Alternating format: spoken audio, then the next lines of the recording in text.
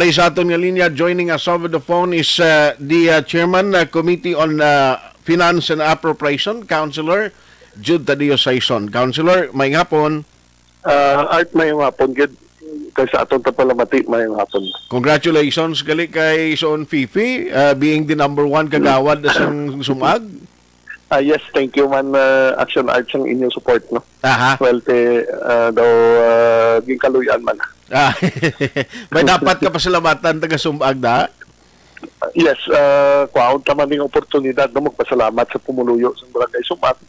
Isang ila pagsuporta not only sa akong bata, kay Fifi Saison, pagsuporta man sa atong kapitan, no? Kay Kapitan Randy Carmona at sa bilog na lineup. Sige. So good luck and keep up the good work na sa anak mo. Councilor, i-check ko lang, since yun nasugdan yun ng hearing sa Finance o kung sa Committee on Finance and Appropriation, kag naka-hearing na kamo sa Council, sir, saan o posible ang target katapuson ini kag ma-approve? Well, akong sa mong target, actually na-delay lang kami last week, no? Because, number one, because of the barangay elections. Number two, nag-leave, may official travel ang aton budget officer, which daw mga isagi kasimana ang iyang travel. Okay. So, hindi man ta kapatigayon sa isa ka budget hearing without the budget officer. No? So, mo to nga daw na last week wala kita movement. No? But this coming week, may ara na kami schedule for Thursday and Friday. Okay. Whole day ini, aga kaghapon. And hopefully, ang akong target by first week of December, mapa-approve ko na sa City Council ang atong annual budget. Aha. And so that mga dalagko man nga mga kinagkinanglan nga pundo sa alkalde no, para sa mga proyekto, masugdan naman agilayon, Councilor? Yes. Actually, mahulat gina sila by January. No? By correct. January. Aha. Effective ang atong budget no? Effective January 1. So pagsulod sa January 1, dira pa lang na sila mapreparar sa mga papeles nila for para sa requirements sa mga purchase request, mga purchase order, mga mo na blakag bidding.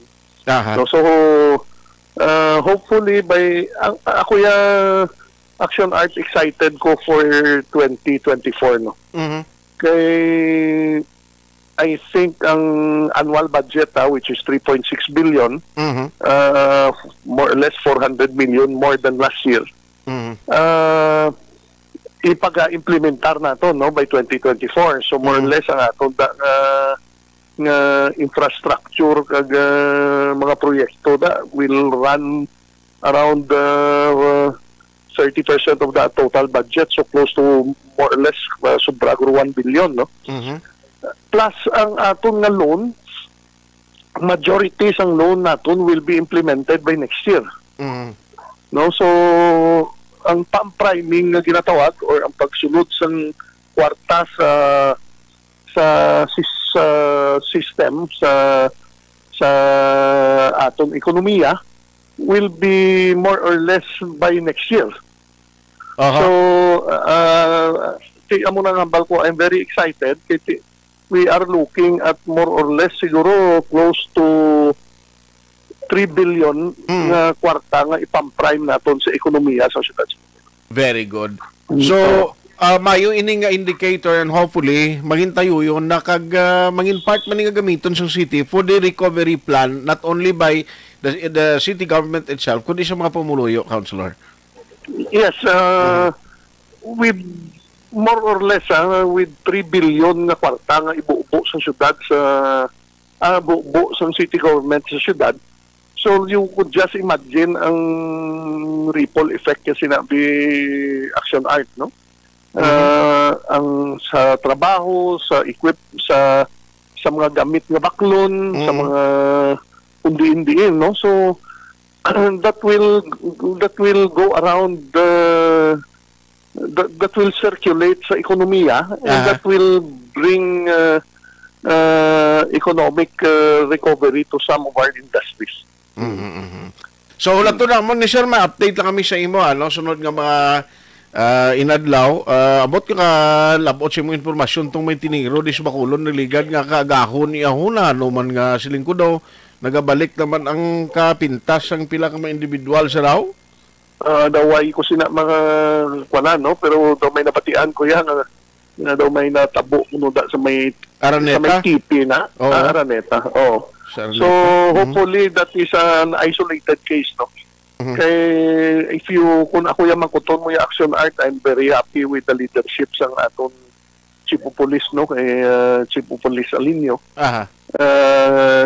I have never seen sang mga nagkalain-lain ng mga backup commanders nga very much involved sa mga tanan nga aktibidades sa aton nga syudad, no? Yes, sir. In fact, kagabi ato sila tanan to sa present sila sa aton off-taking, no? Ang tanan nga commander sa aton backup. Correct. No?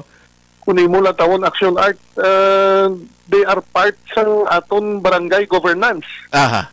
Ang aton mga different backup precincts, no? So I'm very happy nga ato sila to, witness man sila sa mga inaugurasyon, kag at least makita nila ang mga tsura sang ilang mga bago nga mga constituents, no? Sa ilang mga kalain-lain mga kabarangayan. Aha. So very happy ko. Oh. Sige. On that note, Councilor, salamat sa time. God bless sa imo kag mayong gabi. Yes, Action Art, mayong salamat man sa chimpo kag mayong gabi. Action Reports, Afternoon Edition, Diretso